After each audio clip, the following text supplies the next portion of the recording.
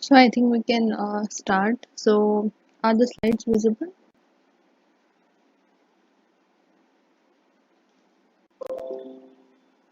Can anybody confirm if the slides are visible?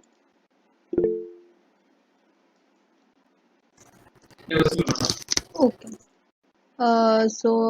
Basically in this like tutorial class we'll have questions related to nucleation and growth, because nucleation and growth is a topic that is associated with atomization, since you have covered process of atomization in the powder metallurgy. In atomization, where we basically have a molten metal of a certain element, which is then atomized and broken down into small spherical or irregular shaped particles based on the type of the atomization that we are using. So earlier you have covered various types of atomization, whether it would be gas based or water based atomization. So today we will see that how the solidification occurs during the atomization process, and then we have different particle microstructures which is influenced by the thermodynamics and the kinetics of the solidification processes. So first we'll do some MCQ based questions. So one question is, as the degree of undercooling is increased, the sequence indicating the probable microstructure evolution is. So you have to say that if you are increasing the degree of undercooling, so what will be the sequence for the microstructure? So the option A is dendritic, microcrystalline, equiaxed, amorphous. So this is the sequence. The B part is dendritic, equiaxed, amorphous, microcrystalline. Option C is amorphous, microcrystalline, equiaxed, dendritic, and option D is dendritic, equiaxed, microcrystalline, amorphous. So, which option according to you is right?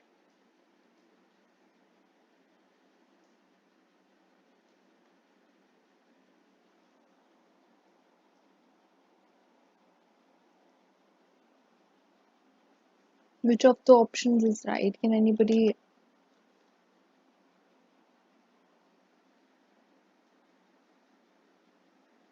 So basically, you have to say that the degree of undercooling. You know what degree of undercooling is. So degree of undercooling, by degree of undercooling we mean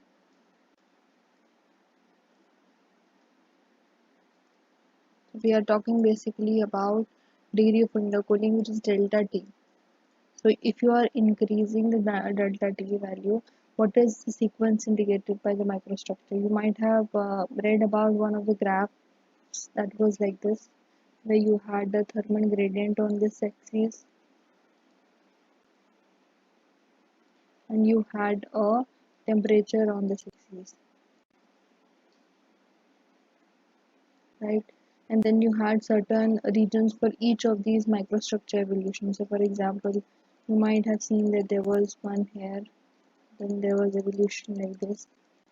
So here it was dendritic microstructure. You know that the dendritic microstructure is created when you have a low thermal gradient, right? If you have a low thermal gradient and high temperature, then dendritic microstructure will be formed. Uh, Consequently, you have said you might have read that there is an equiaxed kind of morphology. So what is equiaxed kind of a morphology? That is that the grains try to grow in a homogeneous form. They try to grow in a same format in all directions. That is why it is called equiaxed. That is, it is same in all directions. Then we have microcrystalline, and then we have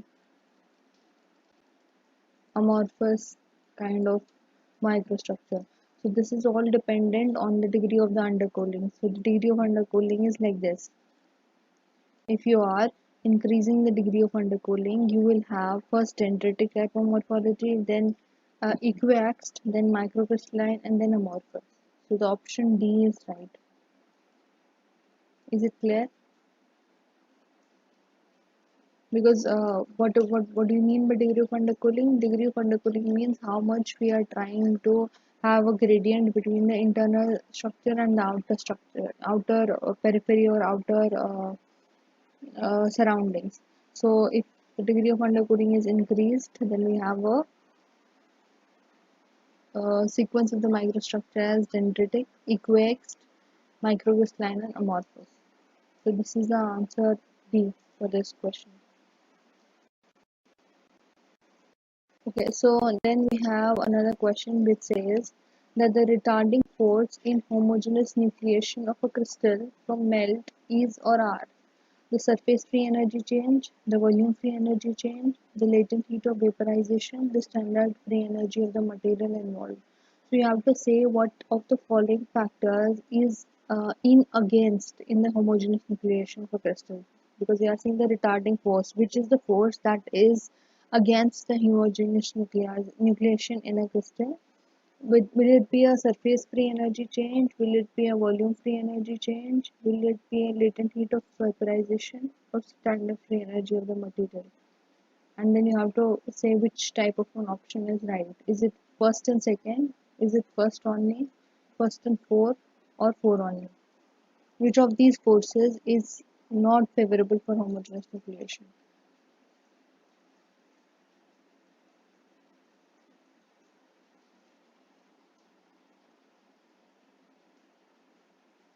Can anybody tell which is the retarding force?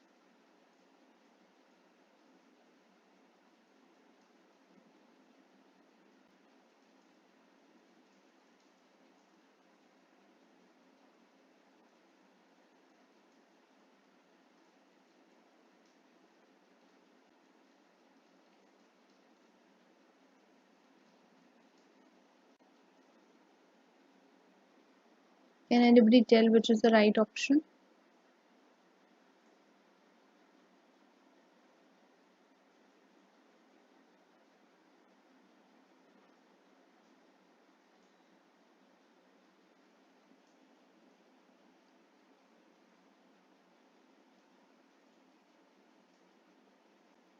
Uh, so basically, you might have read about one of the graphs which was like this.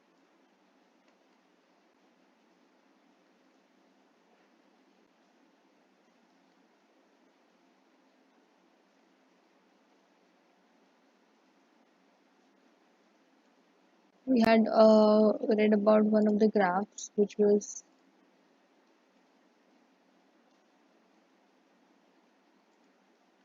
like this. We had a graph in which we talked about what is the critical radius or what is the radius for nucleation, and then we had two curves. One was this curve and one was this curve. Then we said the balance between the two curves will help us to determine the critical radius for the particle, right? So here we always knew that the surface free energy, volume free energy was always favorable for the formation of the new nuclei, right? And also during nuclear formation there is always certain amount of heat that is released, which is also favorable for the crystal formation or for the nucleation. So overall the answer for this question will be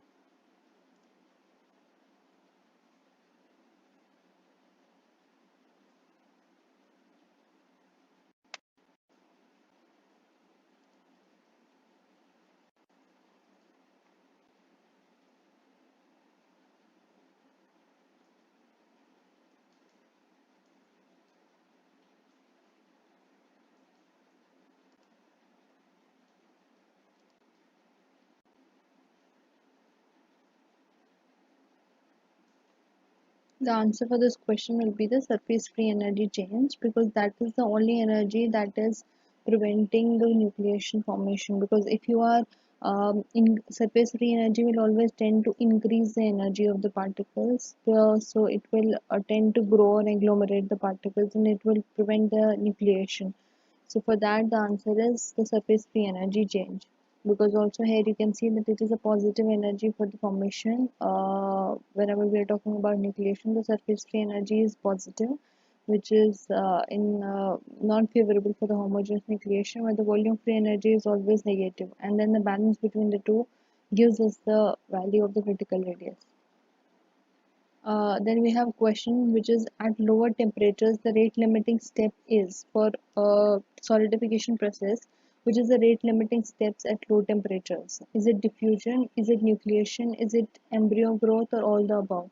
So you have to remember that at low temperatures, by rate limiting steps, we mean the step that is critical, that is the slowest step of the reaction, and that will determine whether the reaction will proceed or not. So, for lower temperatures, what is the rate limiting step? Is it the diffusion of the atoms from the liquid melt to the solid, or it is a nucleation rate? How many nuclei are produced per unit area of the liquid melt, and the growth of the embryo, or all of it? Can anybody tell what is the answer? At lower temperatures, the rate limiting step is.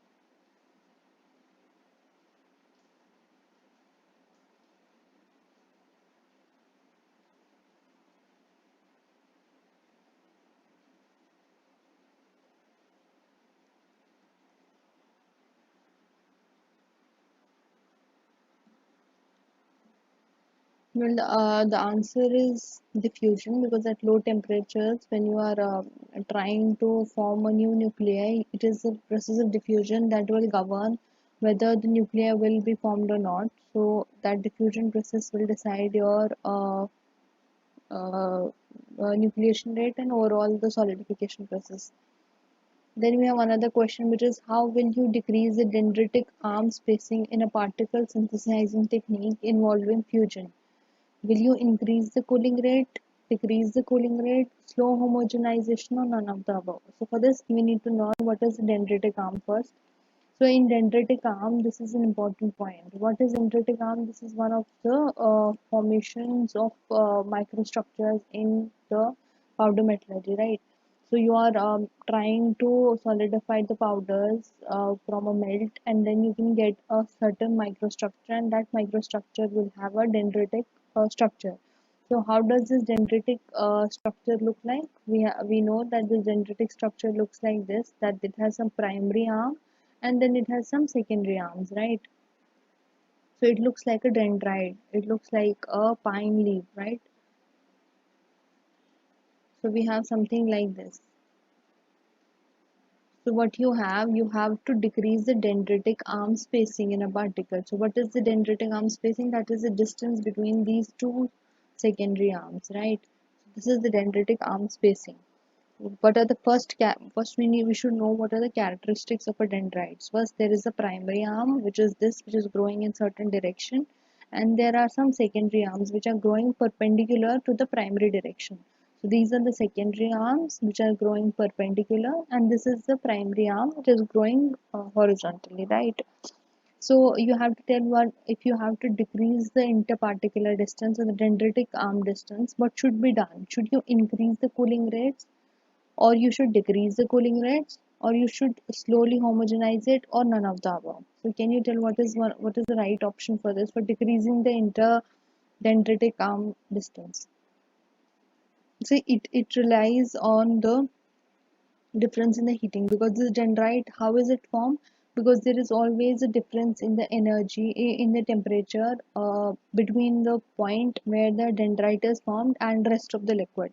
So for example, when it started to form at this interface, the primary arm, there was a difference in the temperature, right? The difference in temperature is because you might have read this curve about this interface profile curve.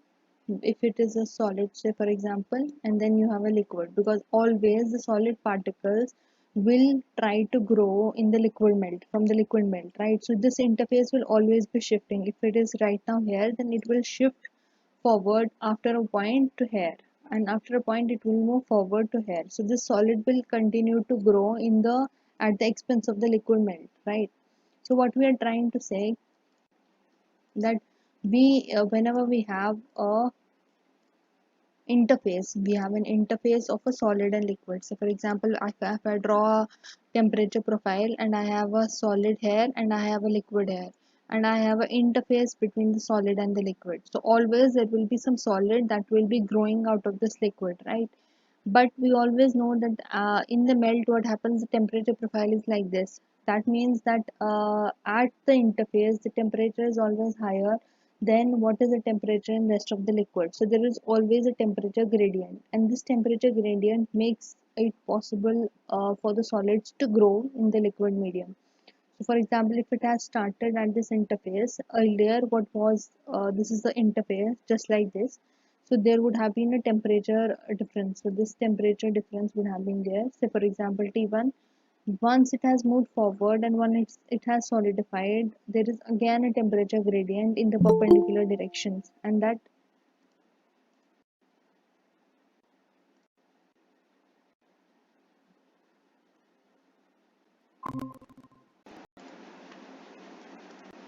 it results in the formation of the dendrites. So what you have to do, you have to decrease the dendritic arm spacing. So for that, you should it should be influenced by the cooling rates. Because there is all it is influenced by the thermal gradients, right? So you know that it is somehow related to the cooling rate, because there is a thermal gradient always present in the dendritic arm, and you have to control this thermal gradient with the help of the controlling of the cooling rates.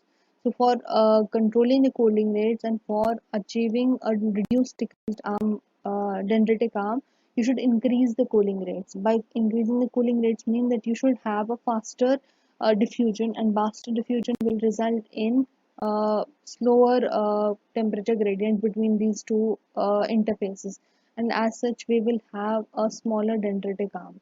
So you should increase the cooling rates. That means the faster the cooling happens, the faster it will the smaller structure it will have, and the dendritic arm spacing will be decreased. It is also known that for example, we have this lambda, which is known as the inter dendritic arm distance. It is actually a direct function of the undercooling, right?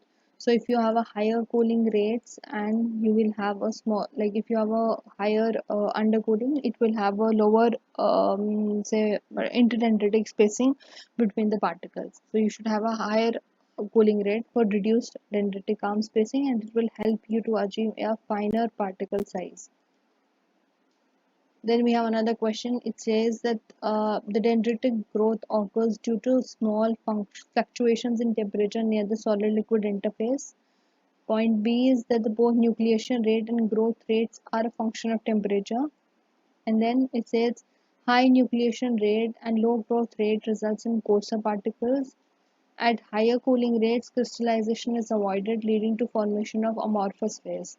So you have to pick one of the incorrect statements, one or more than one incorrect statements from these four statements, and then tell me the answer. So you can take 1 minute for this, and you can tell me what is the right answer.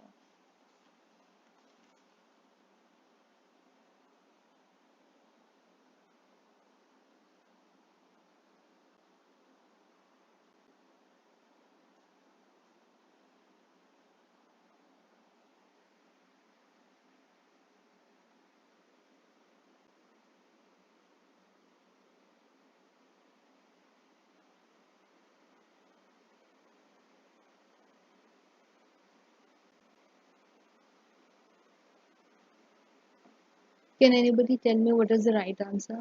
Like for first, if you take one by one the statements, and then yes, if somebody has any answer. Three only, madam. What? Can you please repeat? Three only is the incorrect state. Right. So one is the incorrect statement, right? So first, if we go like statement by statement, if we visit and then we try to understand it. Say for example, we have this question and we are saying that the dendritic growth occurs due to small fluctuation in temperatures near the solid liquid interface. So this is totally right because we know that the dendrite is formed only because of the thermal gradient between the interfaces, and this interface will trend the particle to grow. So this is the correct statement that there is always a thermal gradient, especially in a pure metals. When you are talking about pure metals, in pure metals, it is the thermal gradient that is helping the dendritic growth, right?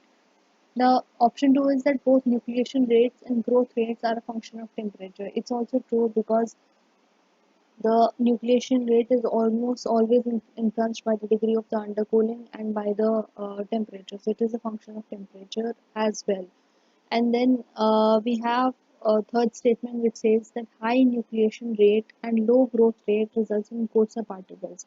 So if you have a high nucleation rate, that means you have a large number of particles being produced per unit time. That's what is meant by high nucleation rate, right? Because you have a large number of particles producing per unit time. But you have a low growth rate. By low growth rate means that these particles will not grow. Like if this is a small particle, it will not grow or agglomerate to become a bigger, coarser particle, which is a low growth rate.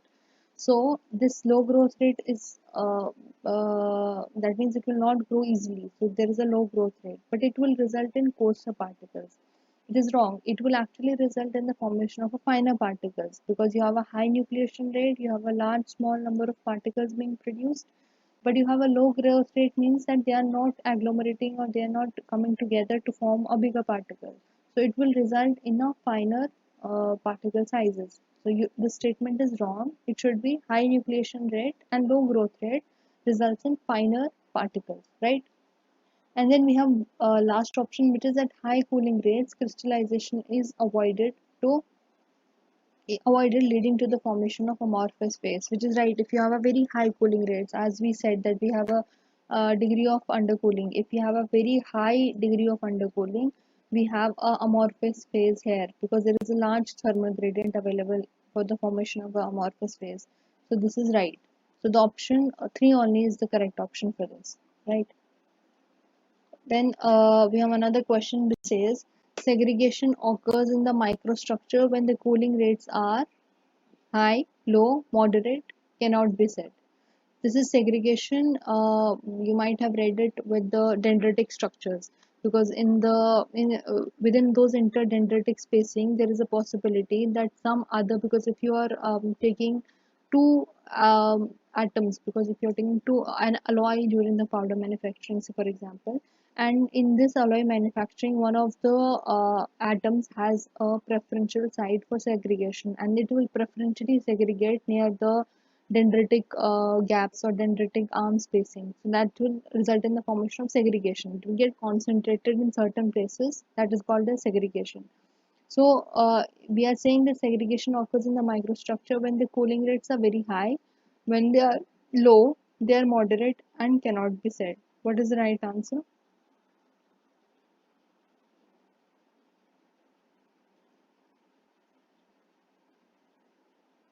When it is high, madam. It is low. Why? Because we are saying the cooling rates are to be, we have to maintain the cooling rates. So for example, in a dendritic structure, you have this type of dendritic structure. This is a dendritic structure, right?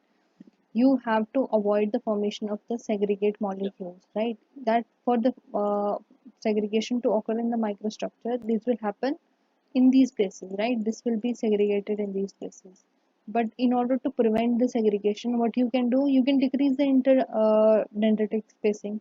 So for decreasing the dendritic spacing, what you should have a low cooling rate, right? Because we know that the spacing is directly related to the cooling rates, right? So if you have a low cooling rates, then it will prevent the form, it will decrease the spacing, and overall you will have a lower segregation, or it will segregation will be influenced, right? Then we have another question which says, assuming that the cooling rates only affect the microstructure, okay, what will be the microstructure of a conventional casting cooled at a rate of 100 degrees Celsius or lower? Because we are saying, you might have learned that the cooling rates affect the microstructure. There is also the influence of what kind of a method you are using for the formation of microstructure. Like you might have learned that during the gas atomization, the possibility the cooling rates are high, so it will the cooling rates are low, so it will result in the formation of spherical morphology. While as for water atomization, it is particles are irregular. So irrespective of the type of methods we are using, if the cooling rates are the only factor that is affecting the microstructure, so what will be the microstructure of a conventional casting cooled at a rate of 100 degrees Celsius per second or lower? Will it be equiaxter-dendritic, amorphous, microcrystalline, or we cannot say? Remember, the cooling rates are in the order of 100 degrees Celsius.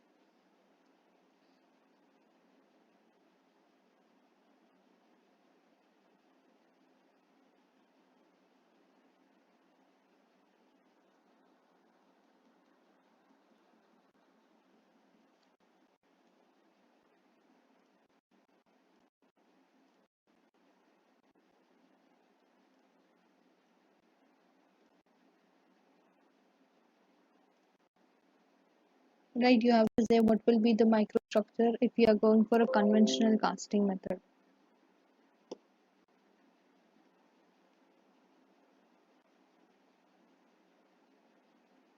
In a conventional casting method, what do we have? Do we, for example, if you have a casting method, uh, it is similar. Like you have a molten metal, you are melting a melter, you are solidifying it in the form of a cast. So it is a casting process. In an atomizing process, you also have a molten metal, you are also solidifying it, but you are just also atomizing it in the smaller particle, like particle sizes of smaller particles or powders, right? The basic concept is same, that both are the melts, and then both are solidifying. What is the main difference between the conventional casting and the atomization is that you have a ingot which is being solidifying, and the solidification rates are very slow. You are letting it solidify on its own. But in the case of atomization, you are having a degree of cooling of the order 10 raised to power 4 to 10 raised to power 3 degrees Celsius per second. Like it is 10 to the power of 4, say for example, degrees Celsius per minute per second. That means in 1 second you have 10 raised to power 4 degrees Celsius extraction of the heat. While as for a conventional heating, it is only 100 degrees Celsius. So there is a difference in the cooling rates, right? You have to understand that there is a difference in cooling rates in casting and in atomization process, right?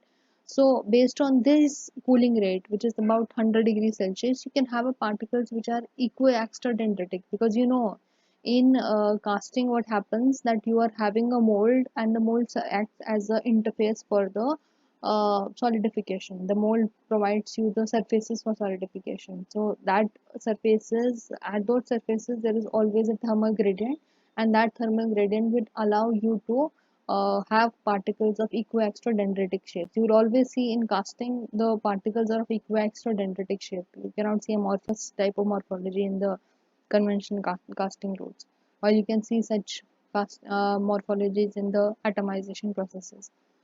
So the answer is equiaxter-dendritic. Then we have another question which says, at lower undercooling, the kinetics of solidification is diffusion controlled, nucleation controlled, both A and B, independent of temperature.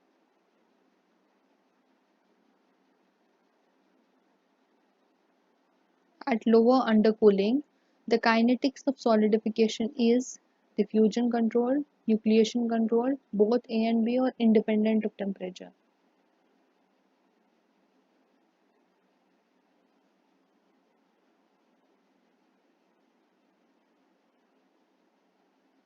What do you mean by lower undercooling? The lower undercooling means that you are just starting the formation of the nucleus. The kinetics of solidification will be influenced by the nucleation. For example, when you are starting the solidification process at the interface, you have a solid, you have a liquid, and once you are under the like you have a lower undercooling, that means the delta T value is less. You have a smaller delta T.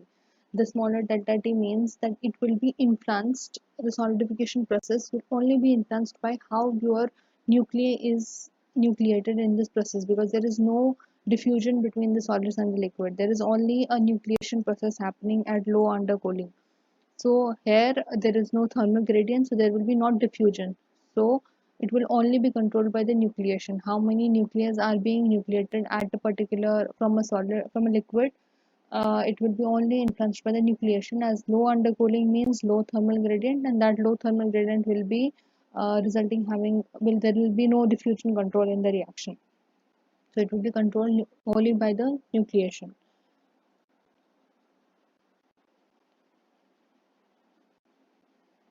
Then we have another question which says that rapid heat extraction from the molten metal favors the coarse particles, the fine particles, the spherical particles, both B and C.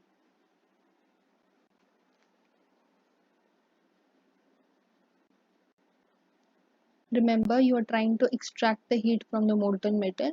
The extraction of heat means there is a large thermal gradient. If there is a large thermal gradient, there will be a possibility of larger undercooling, and that larger undercooling will result in the morphology of the particles as finer particles, right? Because there will be large finer particles being produced. As you also know that the delta T value, which is the undercooling, the delta T undercooling is directly proportional to nucleation rate, right? So if you have a rapid heat extraction, you will have a larger undercooling, and that larger undercooling will result in the finer particle sizes because of larger nucleation sites, because there will be large number of nucleus being produced per unit time, and that will result in fine particles. So the answer is fine particles. Now this question you have to answer it. The question is, the overall transformation rate is given by the nucleation rate, by growth rate, the division of the two, the addition of the two, the subtraction of the two, or the multiplication of the two. How is the overall transformation rate influenced the by these factors, the nucleation and growth?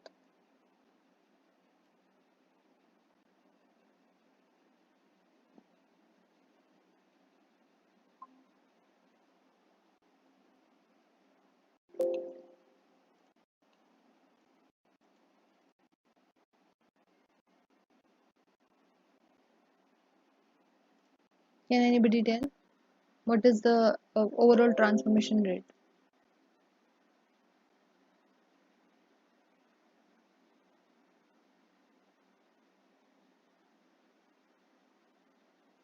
Option A, madam, nucleation over growth.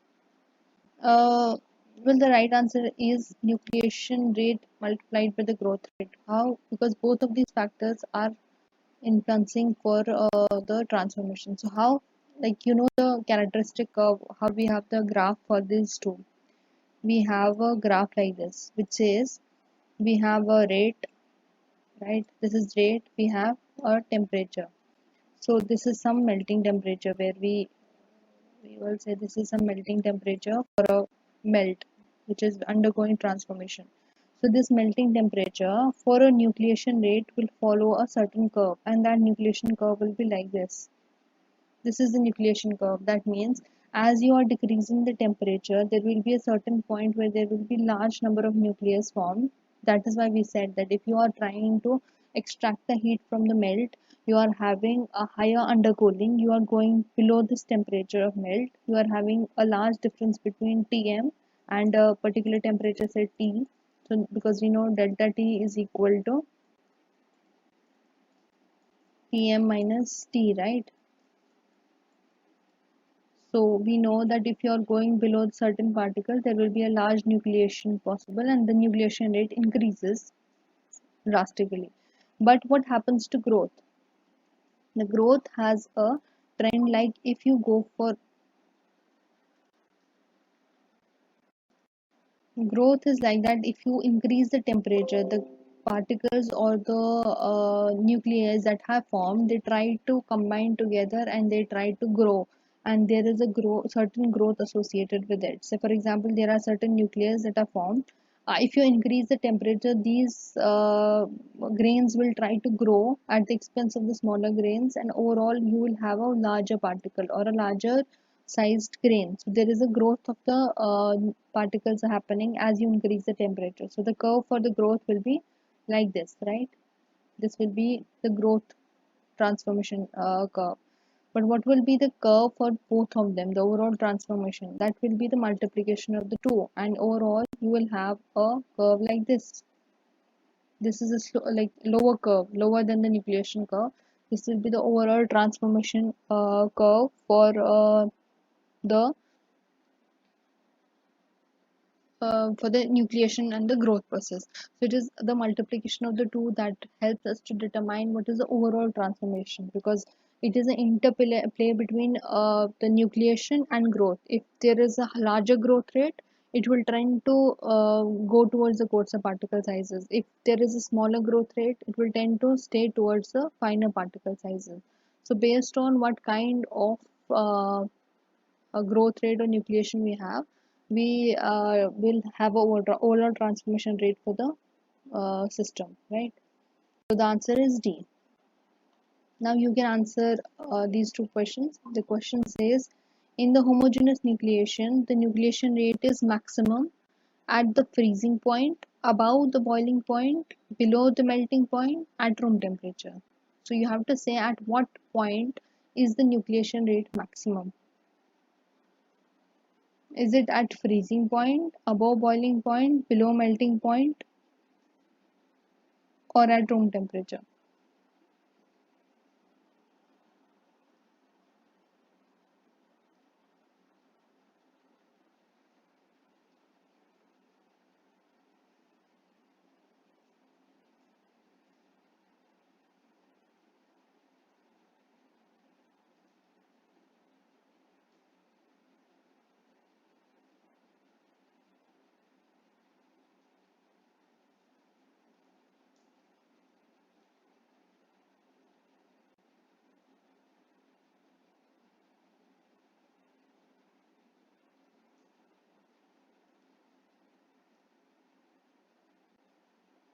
Can you tell in where is the nucleation rate maximum?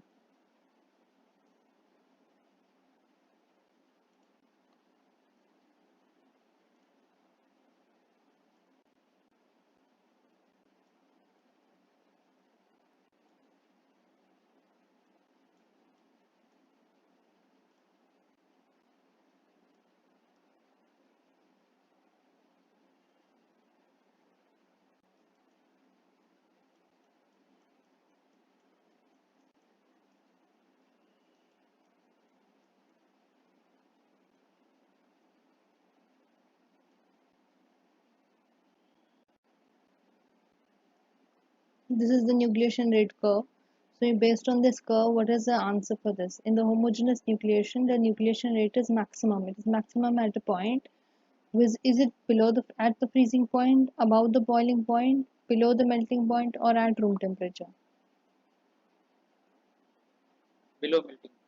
Below the melting one, right? So there is a certain point below the melting temperature where the nucleation rate is maximum. So the answer is C. Then we have another question which says, where does the solidification in a phase diagram start? Is it the liquidus line, the solidus line, at equilibrium, or at freezing point? So you have the phase diagram. So now the phase diagram comes into picture. That means we are talking about two structures. Like we are talking about two species, the solid solution of the two species, right? Say for example, we have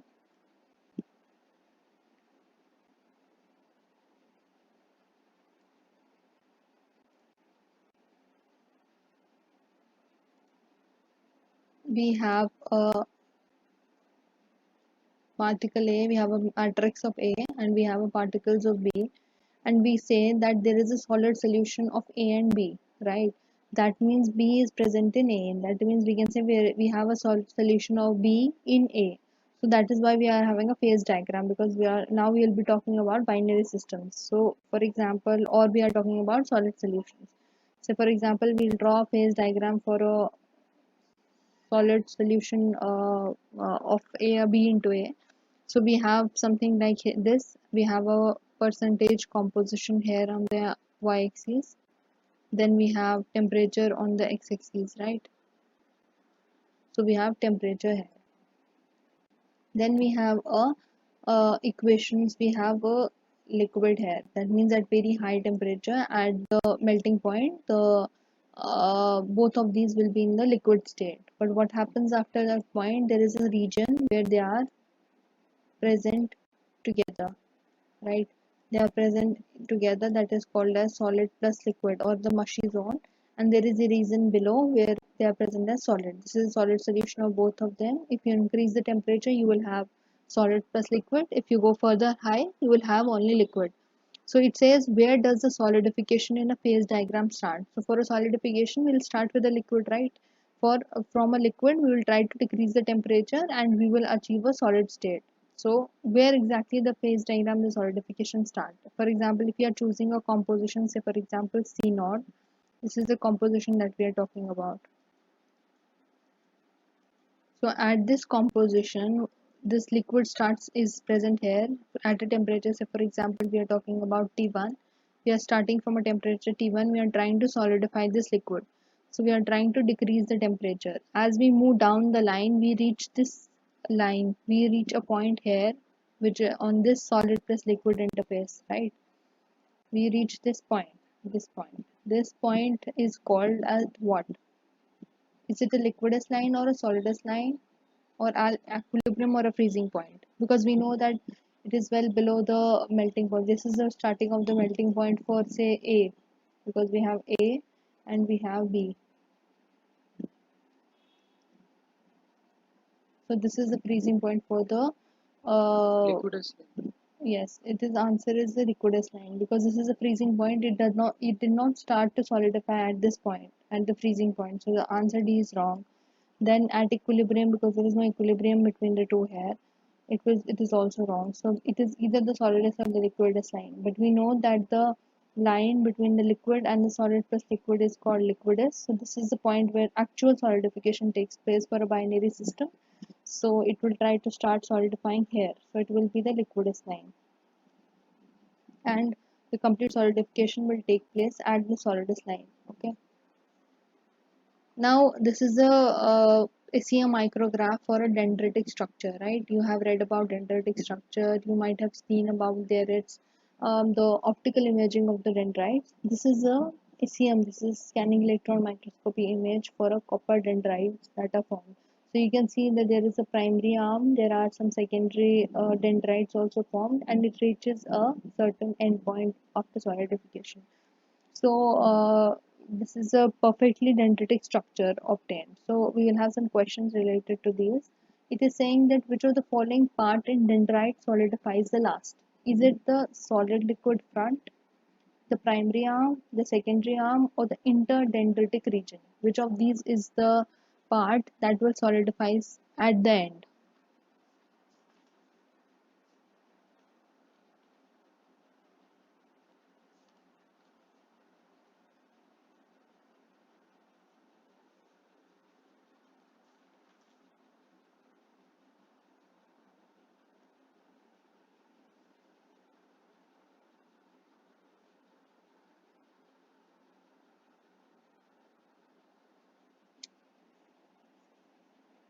Secondary. Yeah. Uh, the answer is the interdendritic region. So why we are talking about the interdendritic region? Because what we have,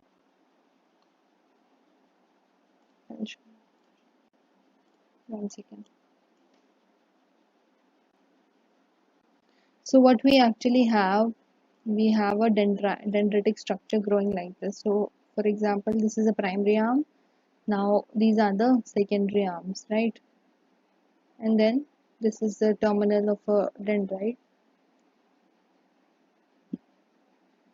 So, but what you have said, what you always see, that this dendrite is always based on this profile, on this temperature profile, which is that at the interface there is always a higher temperature than either of the solid or liquid. This is solid, this is liquid.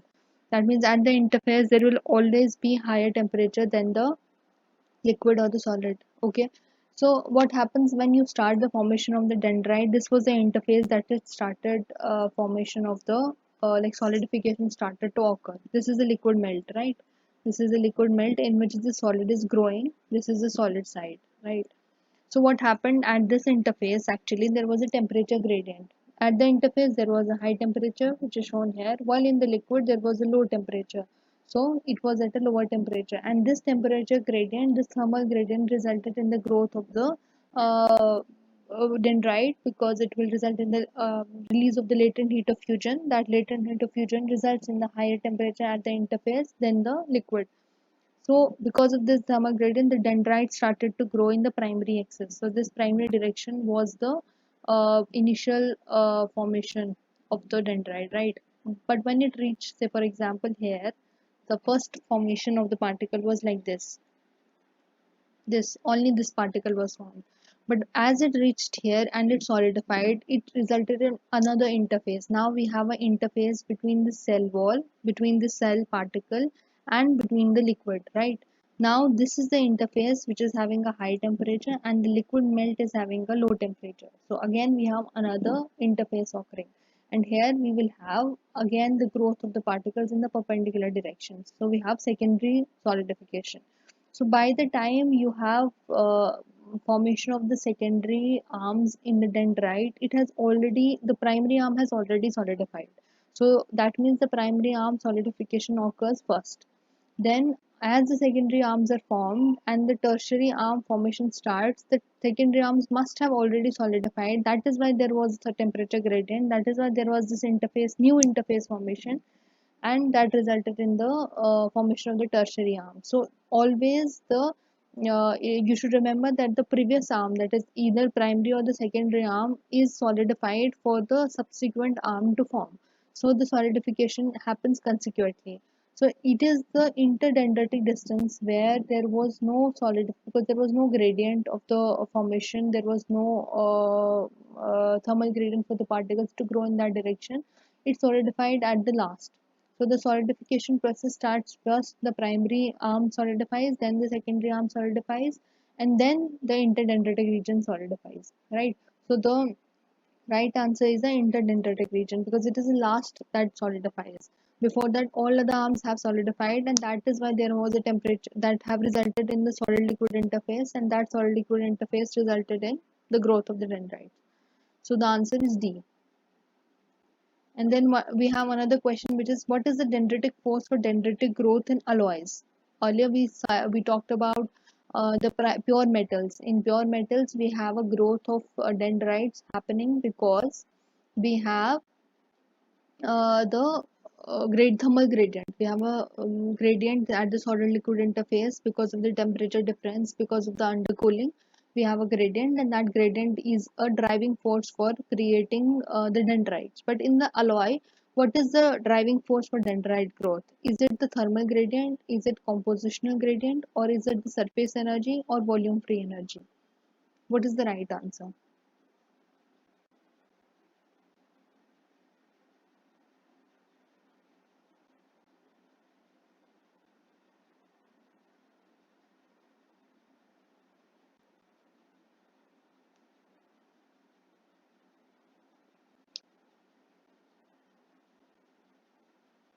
Can anybody tell what is the right answer?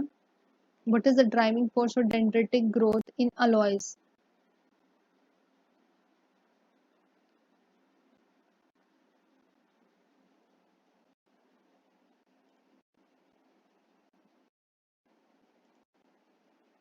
It is a compositional gradient, right? So I will try to see how is it happening.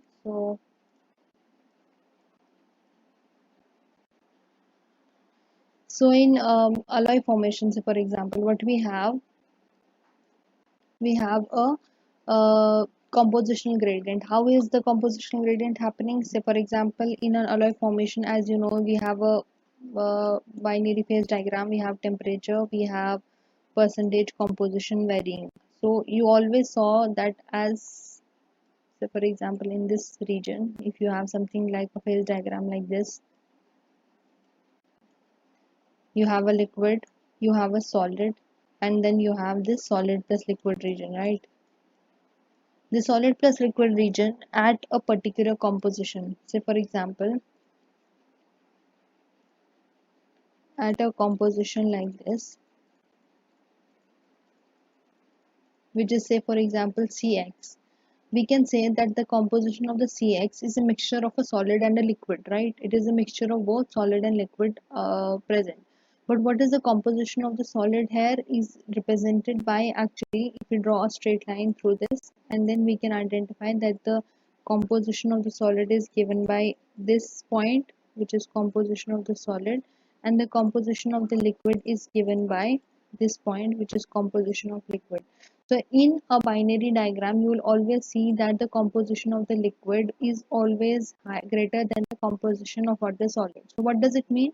It means that the percentage of the particles, like percentage of B, because we have two atoms A and B, the percentage B present in the liquid is higher than the percentage of the B particles present in the solid. That means the solid is not saturated while the liquid is saturated with particles with atoms of B, right? With atoms of B. So that is why the composition is higher, even though we have a mixture having a composition as Cx. But this mixture actually composed of two things. One is solid and liquid. And this solid is having a composition having the atoms of B which are less as compared to the atoms of B which are present in the liquid. So there is a compositional variation for a single composition, right? For a single composition of Cx, we have a variation in the composition. That is, it has a composition related to liquid, it has a composition related to solid. This compositional variation results in the thermal gradient. So what happens? We have a gradient. That gradient is shown like this, where we have, this is actual temperature. The actual temperature of a system is always lower than the temperature that is present, that the liquid is temperature or the real temperature for the system. So this actual temperature, what happens, it is always lower than what is required by the liquidus temperature, and as such there is a thermal gradient inside the system because of the variation in the composition. Because you know, if there is a variation in the composition, there will be a difference in the temperature. So that difference in temperature is the difference in composition results in the difference in temperature, and that temperature difference helps us to achieve a dendritic growth in the alloys. So it is a compositional gradient in case of alloys, while as in case of pure metals, it is a thermal gradient that is like affecting the formation of the dendrites, right? Then we have another question which says that the reason for directional growth of the metal crystal is temperature gradient, crystal structure of the metal, atmospheric temperature, or none of the above. So you have to say that whenever a metal crystallizes or whenever the metal solidifies, if it crystallizes, if it solidifies in a particular direction, that means it has a perfect crystal structure. So how is its directional growth influenced? Is it influenced by the temperature gradient, by the crystal structure of the metal, the atmospheric temperature, or none of the above? Which of these factors contribute to the directional growth of the crystal during the solidification process?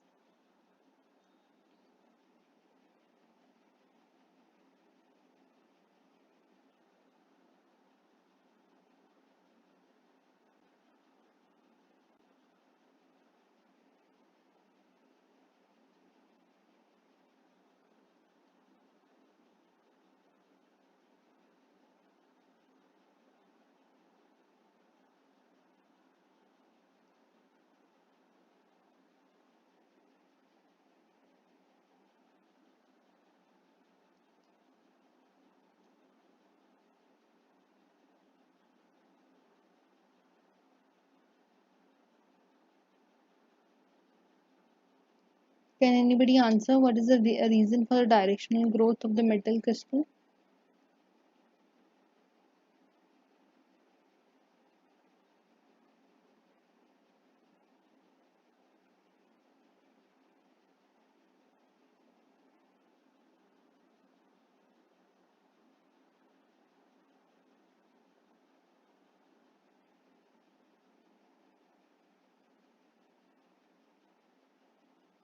The answer is the temperature gradient and the crystal structure of the metal. How does this influence? We know that for the directional growth, the temperature gradient will influence. Just like in a dendritic structure, we saw that there is a thermal gradient, and that thermal gradient drives the formation of the dendrites. So there is the temperature gradient is an influencing factor in the directional growth.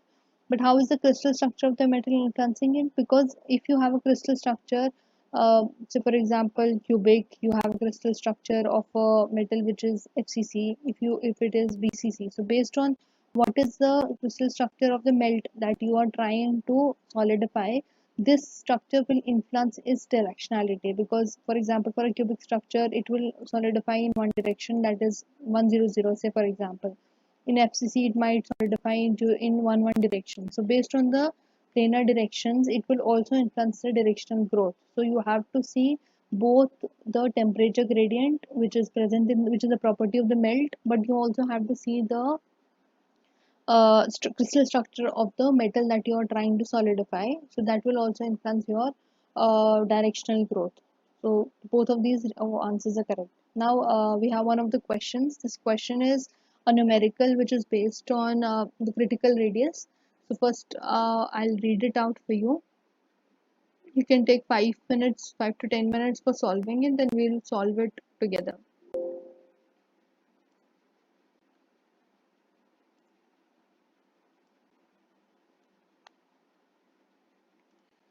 So we have a question which says, calculate the size of the critical radius and the number of the copper atoms in the critical nucleus when solid copper forms formed by homogeneous nucleation.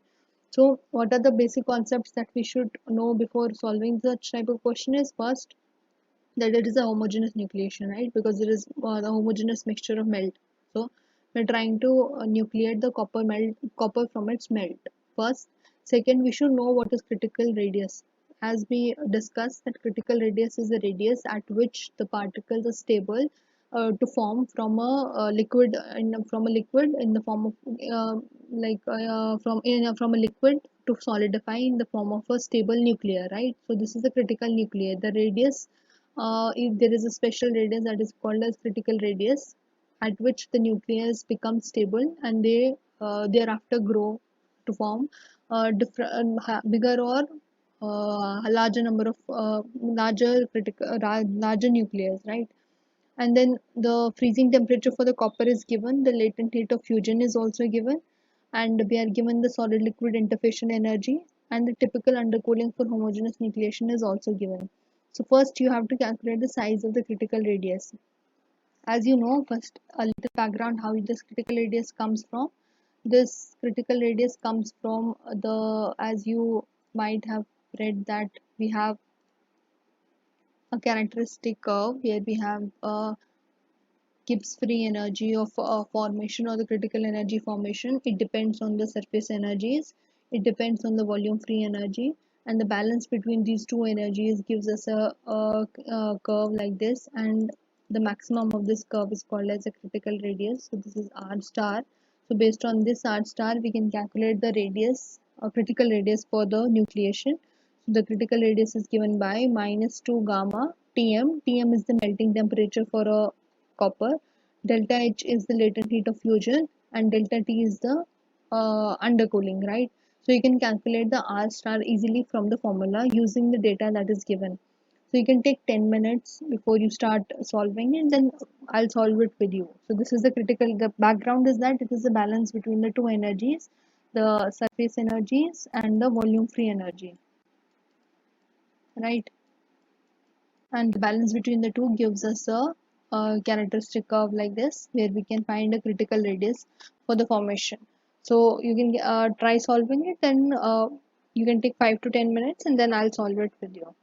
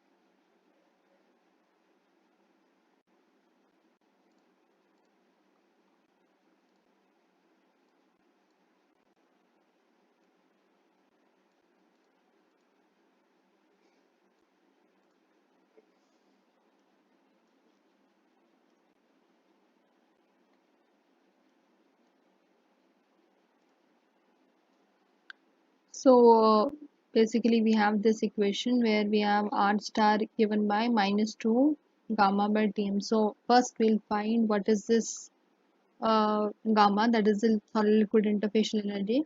So we have a surface energy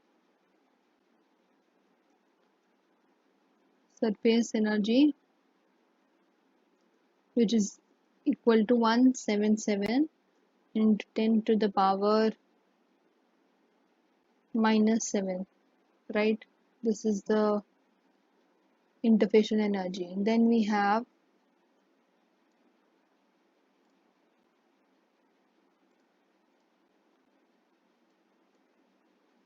the surface energy, then we have melting temperature. So the melting temperature for the copper is given, or the freezing temperature, it is 1085 plus 273, right? Because we would like to have it in Kelvin. So this is the melting temperature. Then we have latent heat of fusion, which is delta H here, right? So the value of latent heat is 1628 joules per centimeter cube, right? And we need delta T also, that is undercooling.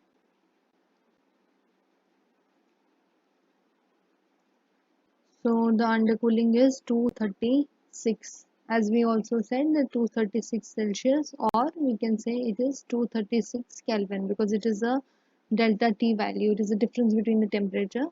So it will be same, the Kelvin and the degrees are interconvertible, right? So it will be this. So this is the data that is given to you. Now you have to just fit it in this equation, right? So you will try to write it like 2 into what is the surface energy? It is 177.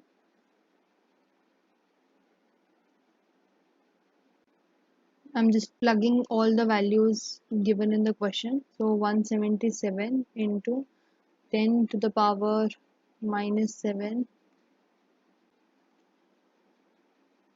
right?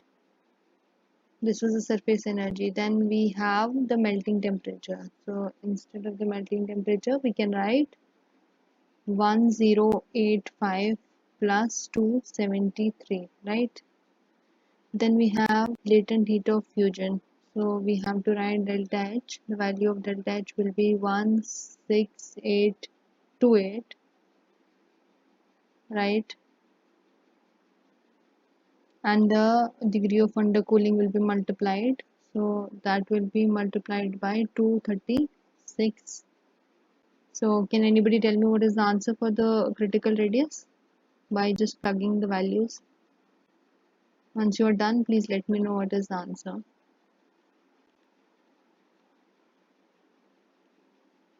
So the answer will be in centimeters, right?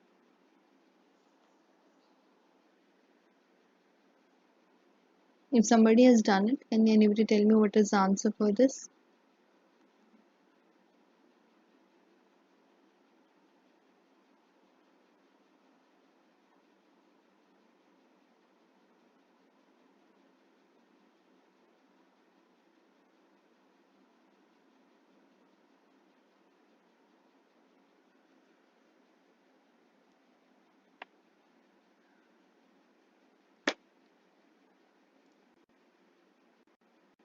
Anybody who has you have just solved this equation. This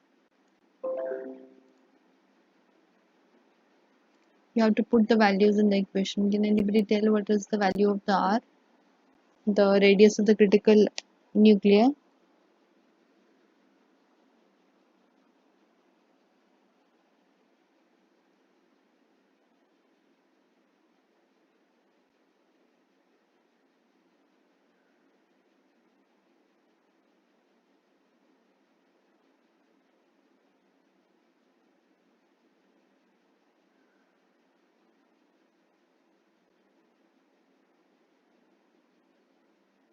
1.25 into 10 to the power minus 7. 1.25 into the 10 to the power minus 7, right? Yes. Okay, so this is the radius of your critical nuclei, but you are also asked to calculate the number of copper atoms in the critical nucleus. So this is the part 2 of the question, right? The number of copper atoms in the critical nucleus. So how will we calculate it? First, we will try, because this is the radius of your critical nuclei, right? So we can calculate the volume from this radius, considering that we have a spherical particles. So we can calculate the volume from this radius. So how will we calculate? We can say that the volume of the like particle which with critical radius,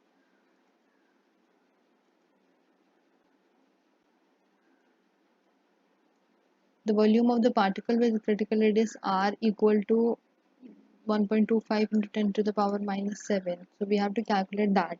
So we can calculate it by 4 by 3. I can write 4 by 3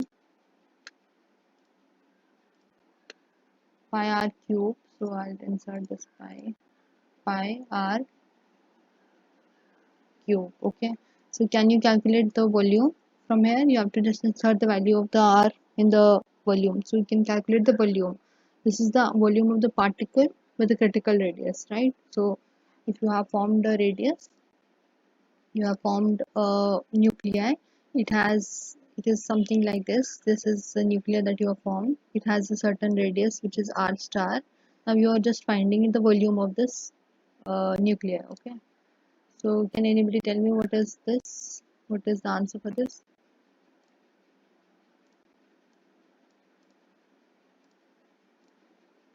What is the volume of the particle? Just plug in the value of critical radius in the 4 by 3 pi r cube. I think the answer would be in centimeter cube, right? What is the answer?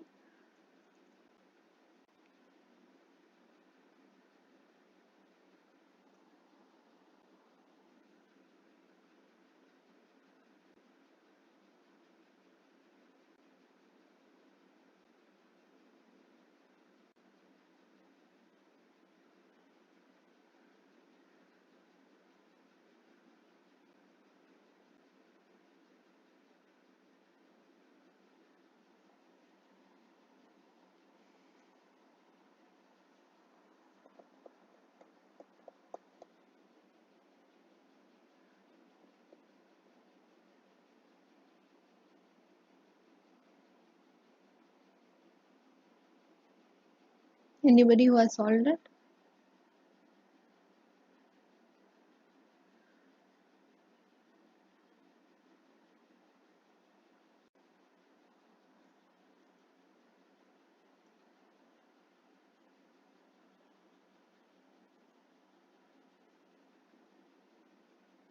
This is the answer. So we will have a volume of the particle as this 8200 into 10 to the power minus 24. Okay, so this is the volume of the particle that you have got. But you have to calculate the number of copper atoms in the critical nuclei, right? How many copper atoms are there? For that, we have to utilize the data which is given here, that the copper is an FCC structure with a lattice parameter of 0.361 nanometers. So how will you utilize it? We will try to see that we have formed a nuclear, right? Now once you have formed a nuclear, this is a nuclear, you know the volume of this nuclear, right? Volume of this nuclear. Now you have calculated the volume of the nuclear. Now you have to see how many number of copper atoms are present in this nucleus, because that is what you have to calculate. You have to calculate the number of copper atoms in the critical nucleus. This is the critical nucleus. The volume of the critical nucleus you know. Now you have to calculate how many copper atoms you have. So for that you should know the volume of the copper atoms inside it. So for that, what will we do? We have been given a lattice parameter, like lattice parameter of the copper is given, which is 0.3619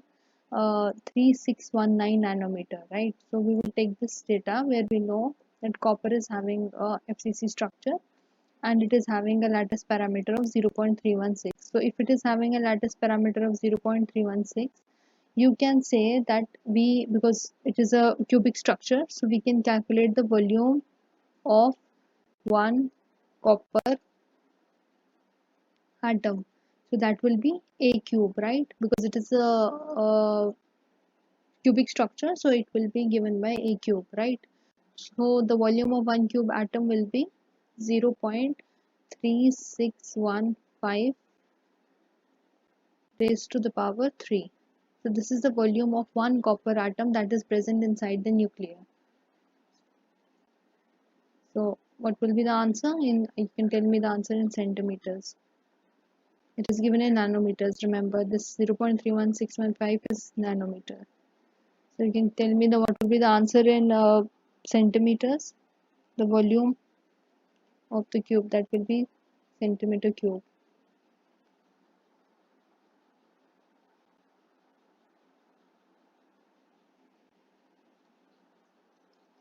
Madam, actually,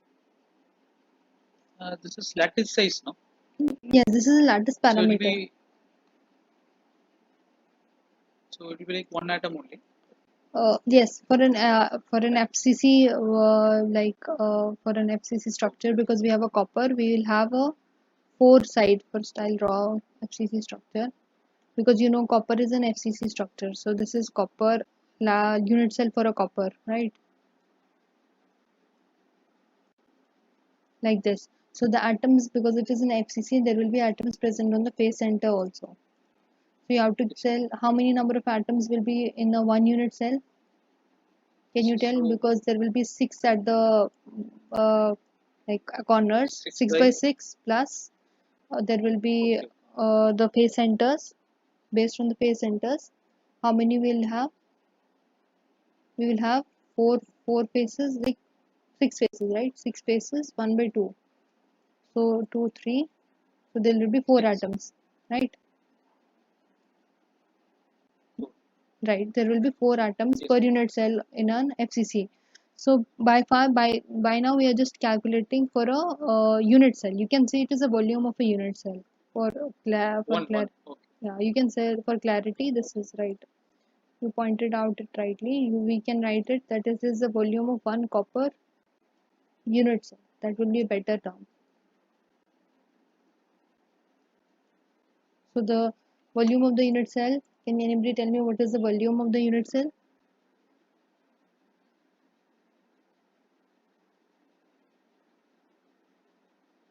It's 4.72 10 to the power minus 2. Okay. 2.72 into the 10 to the power minus 23. Okay. So this is the volume of your unit cell, right? But we were asked, what is the thing that we are asked? We are asked the number of copper atoms in the critical nucleus.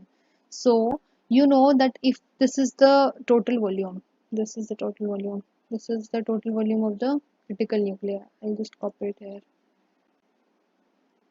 This is the total volume, and in this total volume we have these unit cells having a volume of this 4.272 into 10 to the power minus 23. So we can first calculate one thing. We can calculate how many number of unit cells, right?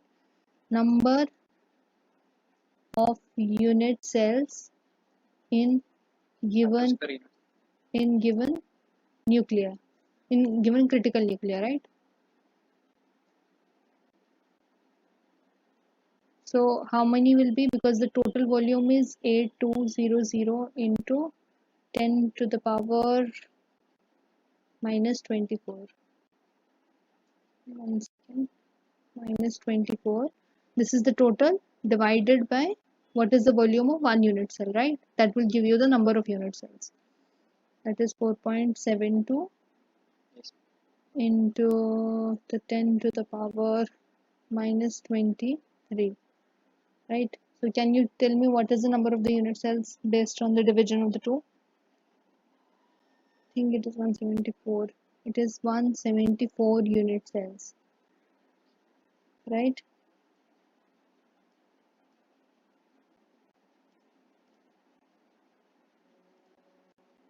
Is it clear?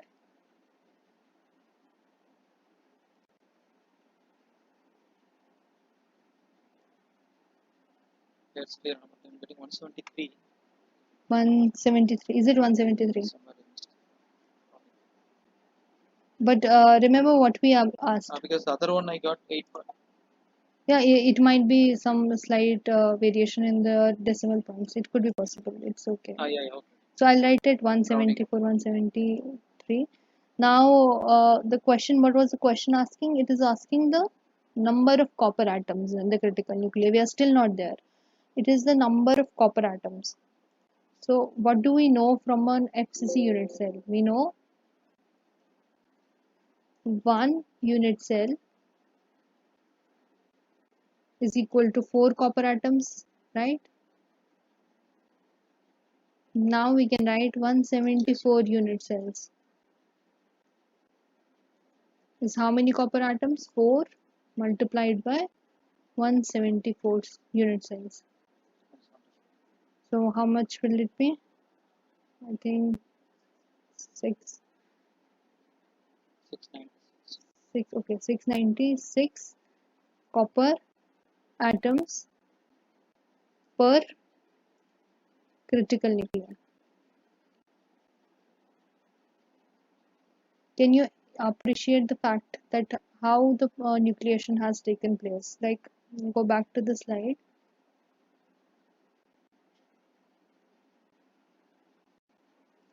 You have to see that you were trying to form a critical nucleus, right? The critical nucleus was of this order.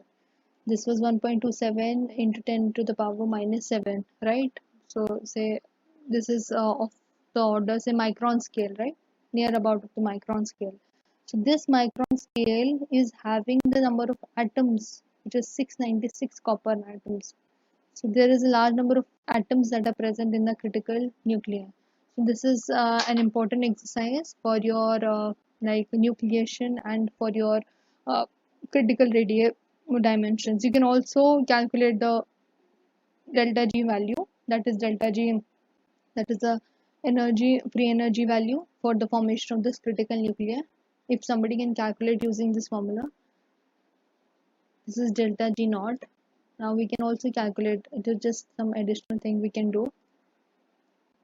You just have to plug in the values. This is a critical energy. This is the energy that is required for the formation of this critical nucleus, right? This is 16 pi. The gamma is the surface energy, Tm is the melting temperature, delta H is the latent height of fusion, and delta T is the undercooling. So what is the value of gamma here? So we can plug in the value, that is 1. I'll just copy this for convenience. So we have all the data here. So we can plug in the value. So this will be 177 into multiplied by the 10 to the power minus 7,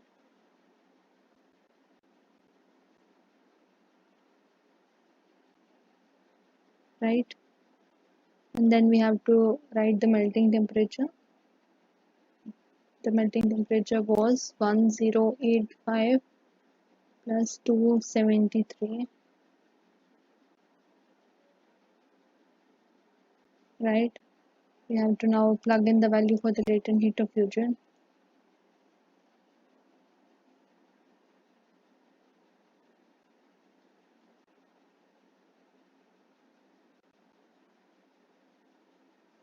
One six two eight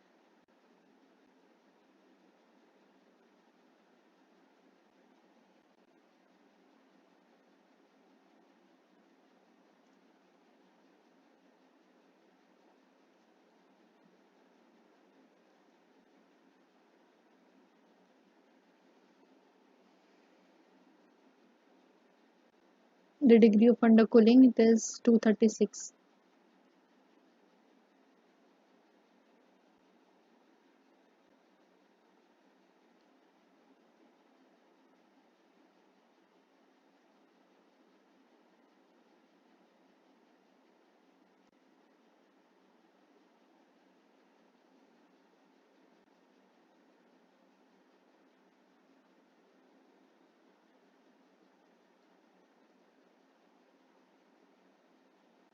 So can anybody tell me the answer? And the units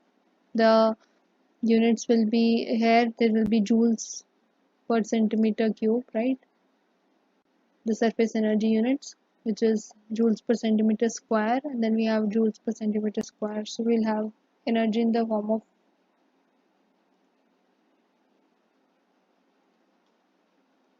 joules. If somebody can tell me the answer.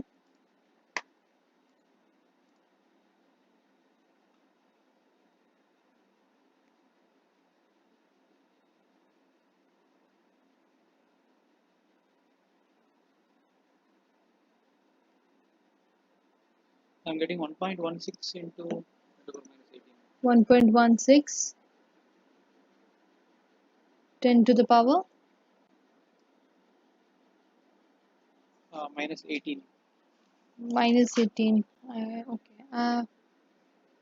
Minus 18. So it will be in joules, right?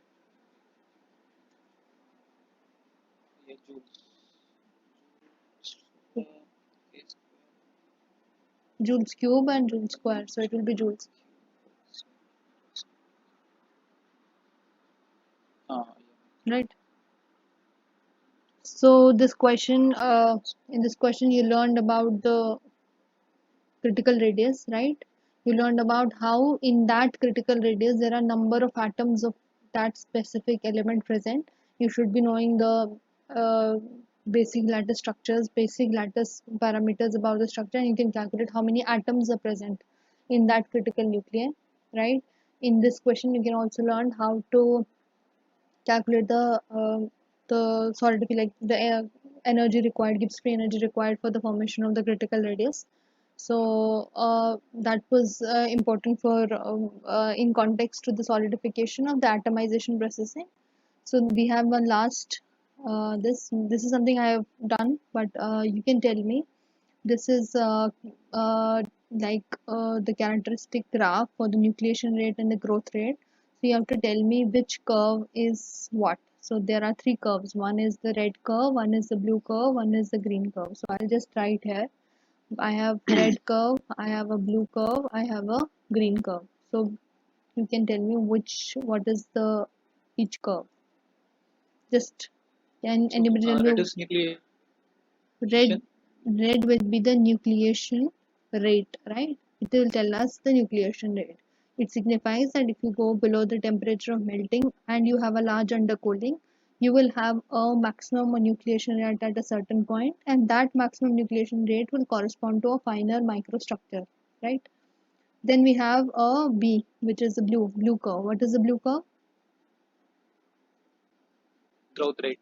That is the growth rate. So it will tell us how the nucleus which are being formed, they are growing as they are solidifying.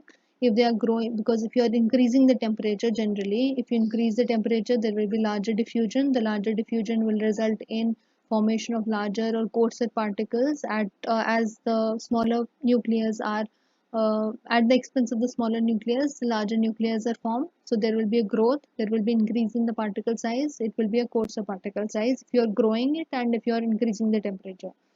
And then what is the green line? It is the, what will you call the green line? Combined. Yeah, combined. So you can say it is the overall transformation curve, right? This overall transformation curve, as you said, it is a multiplication of these two, that is red multiplied the blue, right? That is a multiplication of these two curves. So it will tell us the overall transformation, how the transformation happened during the cooling process. So both of these have a significant effect in determining the type of your microstructure, the type of your, like how the particle size, importantly on the your particle size, if it is a finer particle size or a coarser particle size, they have a large dependency of that. So this will help you in determining which type of particle will be formed. So I think that is all. If anybody has any question,